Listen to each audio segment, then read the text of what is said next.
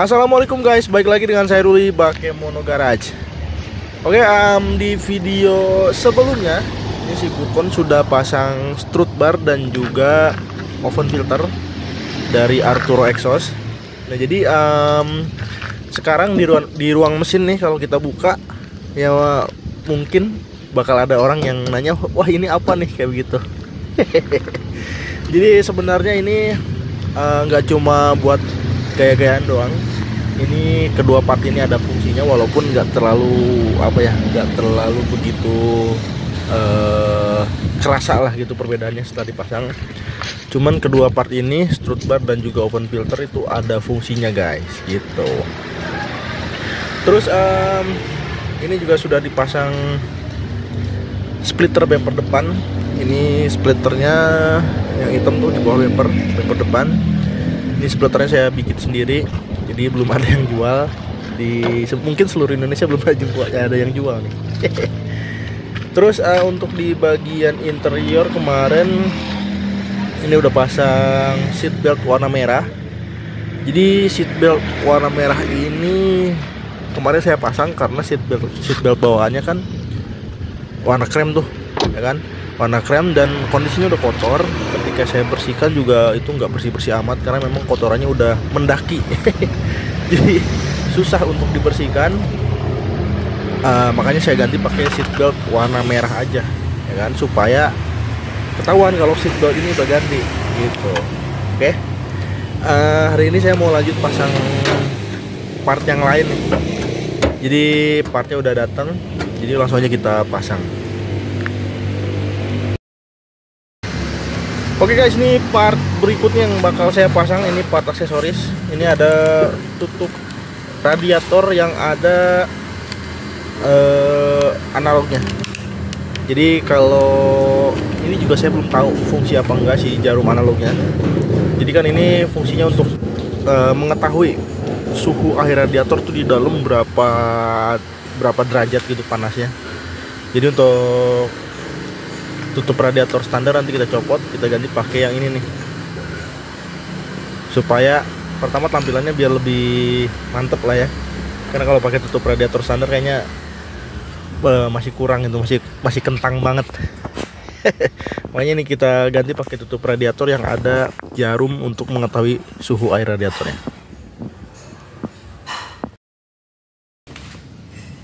Jadi tutup radiator kayak gini tuh dia ukurannya banyak. Jangan sampai salah beli. Kalau misalnya buat mobil Toyota, ya belinya untuk mobil Toyota.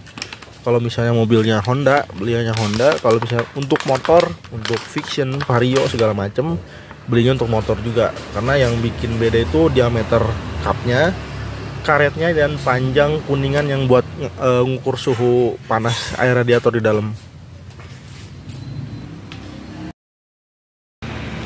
Oke guys, ini tutup radiator yang baru sudah terpasang. Ini tutup radiator lamanya jangan dibuang. Jadi kita tes dulu nih untuk jarumnya bergerak nggak, ya kan, kalau misalnya kondisi air radiatornya panas atau mesinnya lagi hidup gitu. Karena ini saya belum tahu fungsi apa enggak, apa cuma cuma variasi aja, ya kan, cuma aksesoris aja. Jadi sekarang kita lanjut aja hidupin mesinnya. Oke guys, ini mesinnya udah hidup dan ternyata jarumnya naik guys. Berarti tutup radiator ini berfungsi, bukan cuma aksesoris doang. Ini kan pertama tadi dipasang 20 derajat, sekarang naik di 70 derajat. Dan ini mobil 5-10 menit lah saya hidupin. Mungkin nanti kalau mobilnya kita bawa jalan, temperaturnya akan naik lagi. Ini lumayan nih, ya kan, buat mobil-mobil yang info di dashboard atau di speedometer kayak Vios ini lumayan berfungsi nih. Jadi nggak usah pasang takometer. Jadi pasang ini udah lumayan lah, ya kan. Jadi kita bisa lihat suhu si air radiator tuh berapa.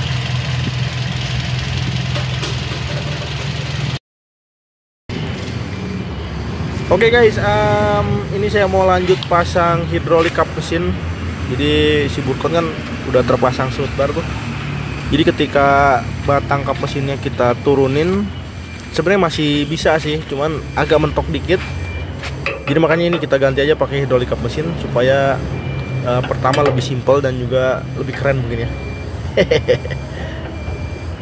Nih, nanti dipasang seperti ini. Oke guys, ini hidroliknya sudah terpasang. Nah, jadi sekarang kalau mau buka kap mesin tinggal buka aja. Jadi nggak usah nyari-nyari stick penyangga, ya kan? Jadi tinggal kita buka, nanti dia kedorong sendiri sama hidrolik kap mesinnya guys, gitu. Jadi untuk hidrolik ini dia punya ukurannya masing-masing guys. Yang dijual di pasar itu ada ukuran 100 Newton sampai 300 Newton kalau nggak salah. Jadi disesuaikan dengan berat kap mesin. Jadi jangan sampai berat kap mesin itu melebihi kapasitasnya si hidrolik. Jadi makanya cepet jebol gitu. Oke guys, hari ini saya mau pasang tachometer digital nih. Dan bentuknya seperti ini. Ih, lucu ya. Jadi tachometer digital ini lumayan lengkap ya, menampilkan informasi dari mobil. Jadi kan dia dicolok ke port ini ya, port apa namanya, scanner atau port OBD yang ada di mobil. Jadi makanya dia bisa ngebaca hampir lengkap lah seperti itu, kayak voltase aki, tekanan air radiator, suhu air radiator, suhu oli gitu kan, pokoknya macam-macam. Jadi ini tuh beda dengan tachometer analog yang bulat tuh. Jadi biasanya kalau tachometer analog, satu tachometer dia satu fungsi. Kalau misalnya fungsinya mau bikin apa namanya, bikin tahu si suhu air radiator ya colok satu. Kalau mau tahu suhu apa namanya, voltase aki, colok lagi satu. Nah kalau ini satu untuk semua guys, lengkap nih, ya kan? Display fungsinya lumayan banyak tuh. Ini tuh cara pasangnya gampang guys. Jadi tinggal kita colok aja ke port scanner atau OBD yang buat scan tuh di bawah. Habis itu langsung nyala si tachometer digitalnya. Oke guys, ini tachometer digitalnya sudah terpasang dan tadi juga udah saya kulik-kulik sedikit. Untuk posisi pemasangannya saya taruh di belakang setir pas. Nih di sini. Jadi kalau Vios Gen 2 tuh dia speedometer kan di tengah. Jadi pas nih kalau kita taruh di sini. Nah, untuk tampilan displaynya dia macam-macam guys, banyak. Cuman saya pilih yang ini karena yang saya butuhin ya ini. Ini tuh dia ada voltase aki, suhu radiator, ini suhu oli, ini temperatur di luar kalau nggak salah, di luar kabin. Terus yang atasnya ini apa ya? Apa ini saya nggak tahu nih, logo apa nih. Terus ini konsumsi listrik, ini konsumsi bahan bakar per 100 km. Ini ada ketinggian mobil dari permukaan air. Terus ini ada debit udara yang masuk. Ini sisanya RPM dan juga kilometer per jam gitu guys. Nah ini mobilnya kita hidupin. Tuh, jalan semua. Ada beberapa yang masih strip, jadi posisi mobilnya harus kita bawa jalan guys. Gitu. RPM ini mobil masih dingin ya. Ini pertama saya hidupin. Jadi RPM masih tinggi, masih 1100-an. Ini untuk tampilan display selanjutnya ada yang seperti ini. Ada akselerasi. Kalau akselerasi ini nanti grafiknya muncul kalau mobilnya jalan. Ini juga sama. Nah ini tampilannya gak jauh beda kayak speedometer ya. Jadi untuk tampilan ini nggak saya pakai karena yang informasi yang ditampilkan itu sama aja kayak di speedometer. Dan untuk jarum RPM-nya kurang lebih ini bukan hampir sih, akurat ya. Tuh. Di 800 RPM-an. Tuh, mantep. Yang ini nggak saya pakai juga.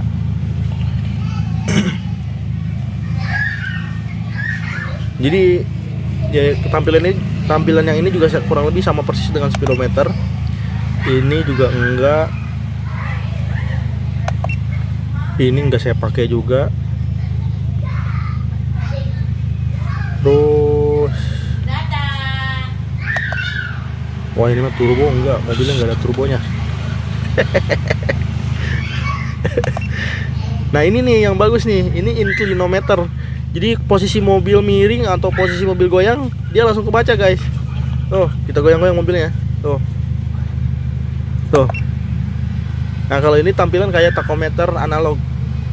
Cuman ini kayak rada susah bacanya, jadi mending saya pakai yang ini aja guys, gitu.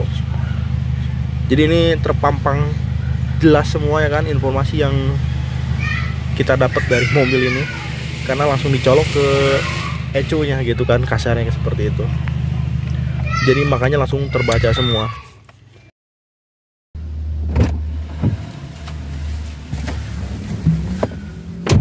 Oke guys, kita coba test drive dulu ya nih. Kemarin kan udah dipasang open filter tuh, cuman belum saya tes jalan. Nah sekarang mau saya tes.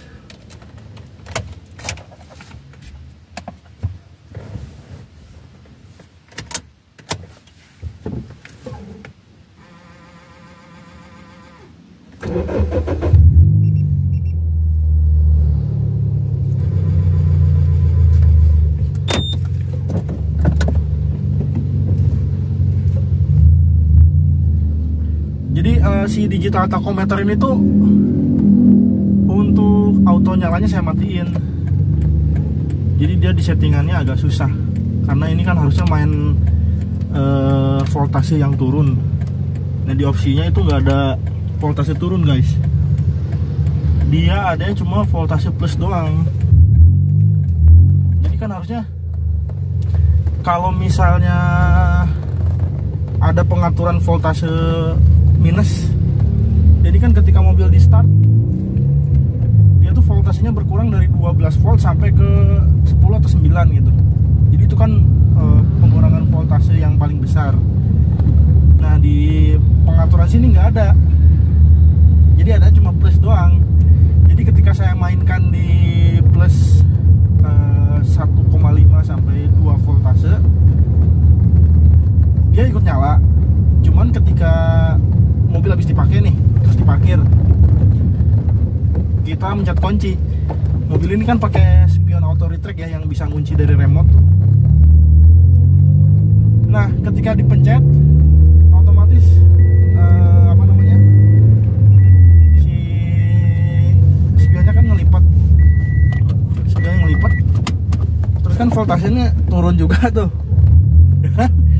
Jadi si digital tachometernya hidup ya, jadi makanya untuk auto on-nya saya matiin. Jadi ketika mau pakai ini digital tachometer, tinggal nyalainnya manual, terus nanti kalau mati dia ngikutin dari kunci kontak.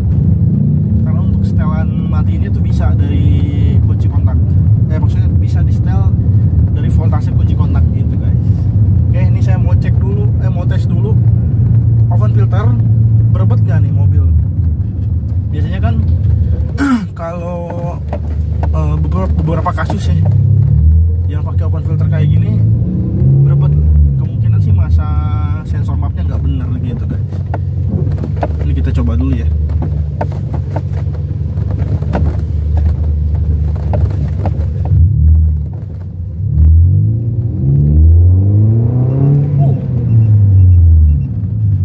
Mantep, tarikannya jadi lebih enteng.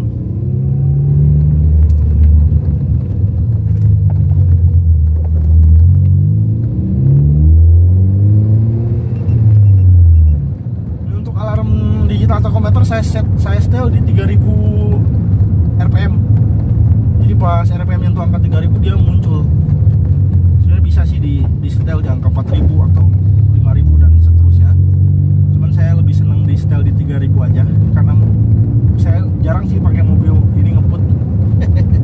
Jadi pas nyentuh angka 3000 biar pindah aja gitu. Biar ngingetin kalau harus pindah gigi gitu.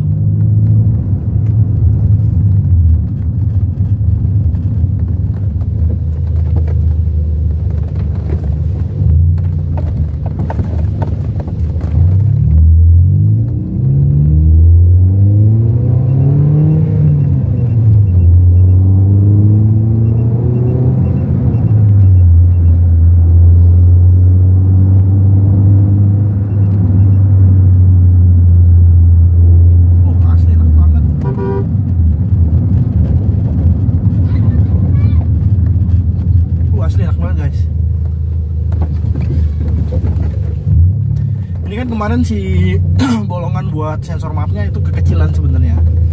Cuman saya gerinda lagi, saya tuner lagi supaya si sensor mapnya itu bisa masuk dengan sempurna gitu.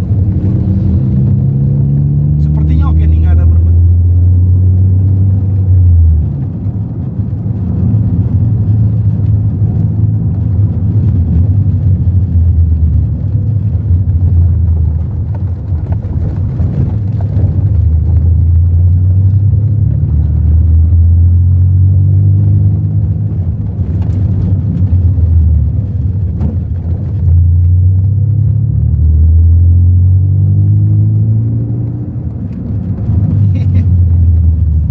Enak guys.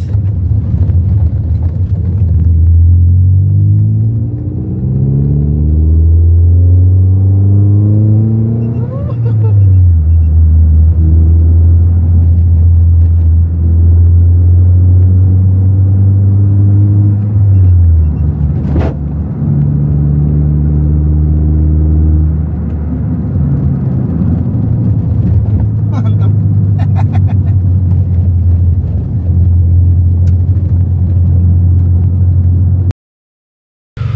Nah, oke guys, ini udah balik lagi di garasi rumah. Jadi ini yang belum saya kasih tahu ini nih. Ini panel apa namanya nih? Buat head unit sama saklar AC udah saya bikin motif marmer.